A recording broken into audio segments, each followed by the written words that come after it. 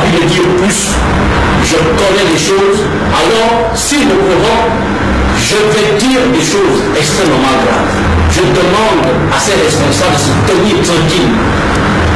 Qui se tiennent tranquilles, sinon je vais m'exprimer haut et fort et pour dire des choses que les Gabonais veulent bien connaître. Parce que je sais que de manière claire, du président Mingoto jusqu'au dernier responsable du directoire, ils sont tous faux. Ils sont faux sur toute la vie. Justin Mbouedou pourrait en dire davantage dans les tout prochains jours si jamais Zachary Mingoto et ses amis du conseil de discipline venaient à le pousser à bout, notamment en le ralliant des effectifs du parti. Je voudrais vous dire que personne ne peut nous chasser de l'Union nationale. C'est l'actuel président et sa bande qui l'ont dégagé. Parce qu'ils ne sont pas au service des militants. Je suis partisan de l'Union nationale. Je ne sortirai pas de ce parti. Je resterai dans le parti parce que je me suis battu pour lui. J'ai fait des prisons dans ce parti.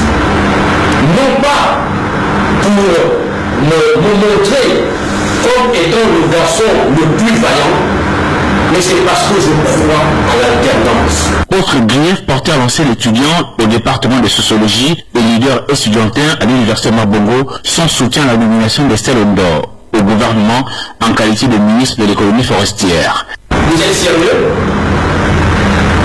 Madame Estelle Ondor est vice-présidente du directoire du parti.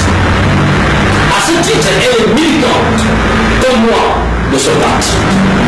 Mon reproche, ça veut dire que je devrais dire la messe de M. Mingoto. J'ai refusé de participer au premier congrès de l'Union nationale parce que je pressentais déjà tout cela. Moi, je l'avais compris. J'ai refusé d'appartenir à l'UGDD en bas, alors que c'est le logo de l'Union nationale qui était affiché. Et le Gabon vient d'enregistrer une crise au pouvoir. Donc, les manifestations ont été constatées le 31 août dernier. Les Gabonais ont dit non, parce qu'ils souffrent. Ce sont de telles occasions qui nous permettent de dire et de constater au pouvoir et à la majorité qu'il faut recadrer. C'est ce que fait Estelle. C'est ce que fait Estelle. Elle a compris à un moment donné que la politique de la radicalisation peut entraîner à des niveaux où nous allons tous regretter. En tout cas, le débat s'annonce houleux et le temps dure sous peu au siège de l'Union nationale.